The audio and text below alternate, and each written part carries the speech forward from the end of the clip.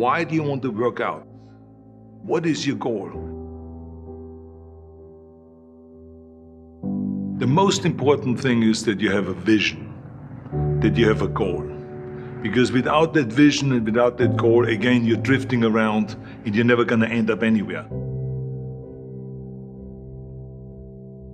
People don't become successful just by accident. Maybe the guy that found gold in California and started the gold rush, but don't count on that. That's a one in a lifetime kind of a situation. So you got to really have a specific goal, and to me, to have that vision that I want to be Mr. Universe, that I want to be the greatest bodybuilder of all time. That was a great vision, and that specifically to look like Reg Park and to be up there on that stage and to lift the trophy overhead and to win the championship over and over and over again. So that was a great goal. You have to have a goal. Now, it doesn't have to be that specific goal, but it has to have some goal. This is why I always recommend to people, sit down, take your time, and start thinking about, why do you want to work out? What is your goal? And that can be as crazy as it is. It could be, I want to impress girls. If that's your goal, so be it, but it motivates you. It could be that you're emulating a certain, bodybuilder or a certain football player, a certain boxer, whatever it is. Have those pictures put all over the wall like I did when I was a kid.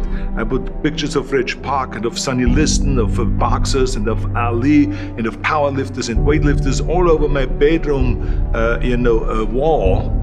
So that every day when I go to sleep, every day when I wake up, I look at those pictures and they motivate me. You need that motivation, and then therefore you have this kind of imprint in front of you all the time, and you know exactly what you're chasing.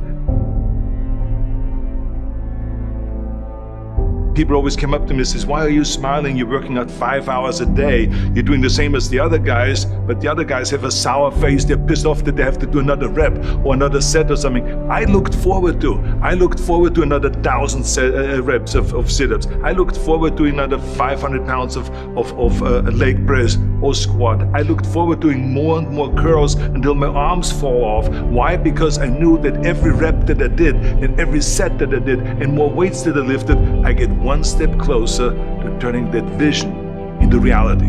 So I was turned on by that. I was excited. I couldn't wait to get to the gym.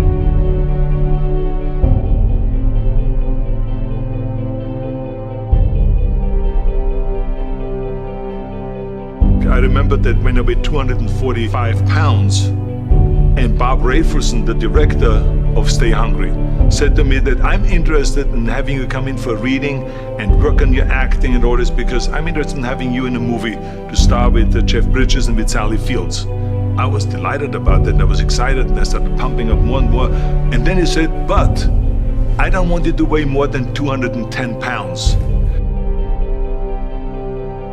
You want me to be in the movie, but I'm weighing 245, 246.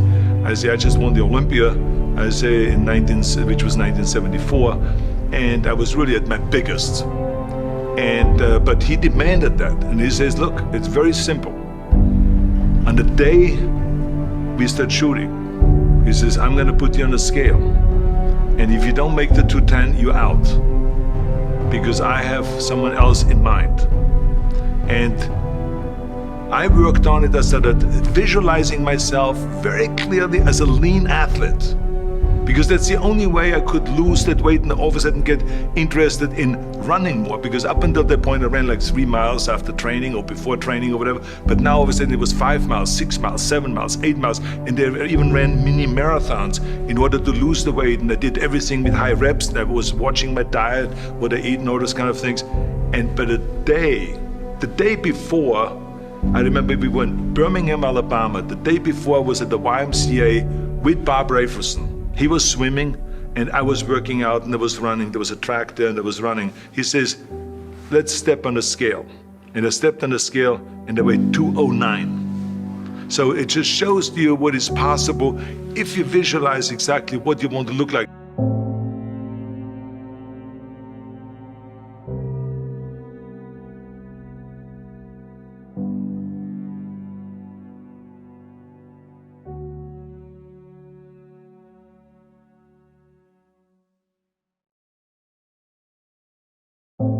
And there was no room for any kind of like, well, I can't get my act together or anything like this, because there's only a certain amount of time. But the key thing again is have the clear vision.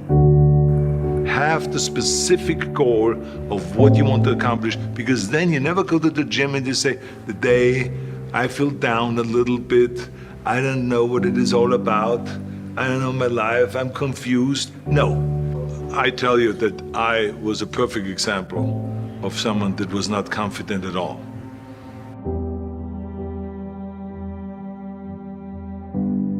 I mean, when I was a kid, I was just like any other kid. I had my hang-ups and problems and all this. But when I joined the weightlifting club and I won my first little trophy because I did the best clean and jerk, and then we went to another meet and I won another little trophy, I started feeling like somebody. But the bottom line is, everyone can use the same method, because I used it in politics, I used it in making money, I used it in everything that I've done in the movie business. When you have one little victory, little victories add up, and that is what gives you then ultimately confidence. Well, for me, the most important thing always to have a deadline. So when I, for instance, had a competition, and let's say the competition was in the middle of September, and it was now beginning of summer, so there was no more time to screw around. So there was the time now to get going on a diet, to get going with the training, to not slack off at all, because there was a deadline there. The day of the competition, I had to be in the best shape possible. And I knew that if I come to the competition and I lose because I did not schedule my training the proper way, or I didn't have the right frame of mind, or I didn't give everything, literally worked my butt off, I would be just so angry. So I never wanted to be in that situation. So this is why it was very important to pick that time and to say, this is when I have to be in top shape, and then I work towards that. But it's not just with the competition. I mean, it's the same in the movie business. I mean, to me, it was always a big advantage when I said, okay, my movie starts on April 1, and I have now 3 months, so I have to get really in great shape. So you pick those times. It could also be that you have no movie and you have no Mr. Olympia or no Mr. America, no Mr. Universe coming up or any of those things. But you say to yourself, the summer starts in June.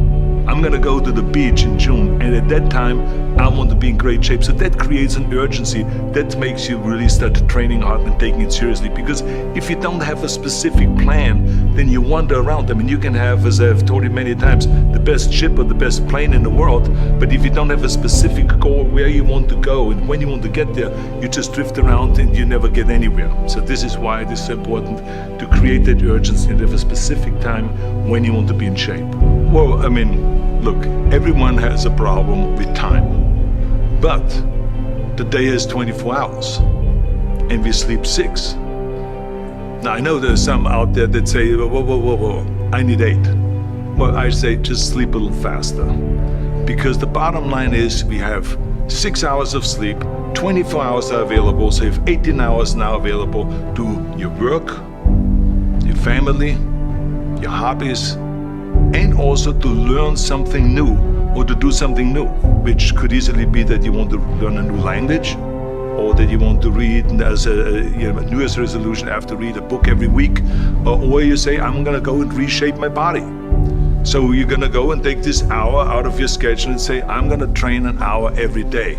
So this is, for most people, a huge challenge, but it is totally doable, I can tell them, because the kind of things that I did when I came to this country, I mean, I went to school, I was working in construction, I was working out my 5 hours a day, I was taking acting classes from 8 o'clock at night to 12 midnight, I was doing all of those things.